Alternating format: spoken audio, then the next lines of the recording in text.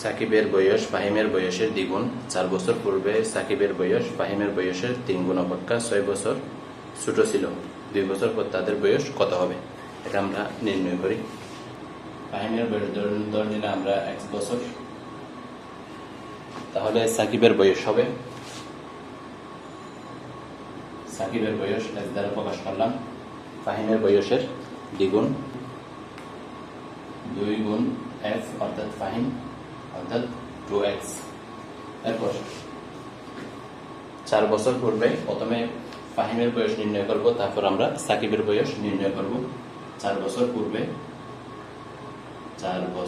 পূর্বে ফাহিমের বয়স কত হবে? x মাইনাস 4 বছর। আর সাকিবের বয়স আগে ছিল কত? বর্তমানে ছিল 2x, তাহলে 4 বছর আগে হবে 2x মাইনাস 4।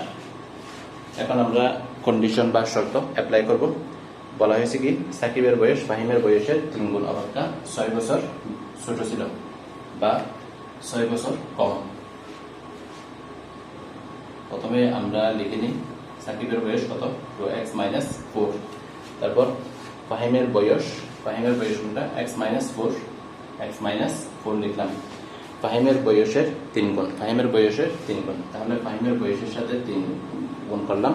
তারপর ফাহিমের বয়সের 3 গুণ অপেক্ষা, যার অপেক্ষা এখানে বলে রাখি সেই তুলনায় অথবা অপেক্ষা।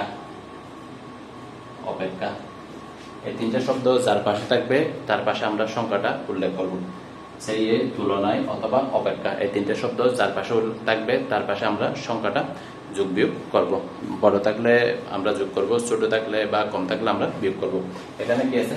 এখানে আছে ফাহিমের বয়সের 3 গুণ অপেক্ষা 6 বছর ছোট, তার মানে ছোট যেহেতু, তাহলে কি দেব আমরা? নেগেটিভ চিহ্ন দেব। এটা আমরা সমান করে দিলাম। এখন আমরা গুণ করি 2x মাইনাস 4, 3x, 3 4 12 মাইনাস 6। আমরা পক্ষান্তর করব। পক্ষান্তর যদি করি 3x মাইনাস 2x অর্থাৎ x গুলো আমরা এক পাশে নিয়ে আসবো, তারপর সাধারণ যে সংখ্যাগুলো আছে সেগুলো আমরা এক পাশে নিয়ে আসবো।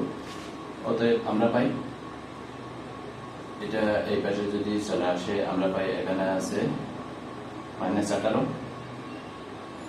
প্লাস 18 হয়ে যাবে পক্ষান্তর করলে মাইনাস 4। তাহলে x সমান আমরা পাই 14। x সমান কত পেলাম? 14 পেলাম। এটা হচ্ছে কার বয়স? ফাহিমের বয়স। সুতরাং সাকিবের বয়স কত হবে? সাকিব হবে 2 গুণ x, তাহলে 14 দুগুণ 28। এখন আমাদেরকে নির্ণয় করতে হবে 2 বছর পর তাদের বয়স। 2 বছর পর এই x এবং এই x হচ্ছে কি বর্তমান বয়স। xটা কি ছিল আমাদের? বর্তমান বয়স। 2 বছর পর বয়স হবে,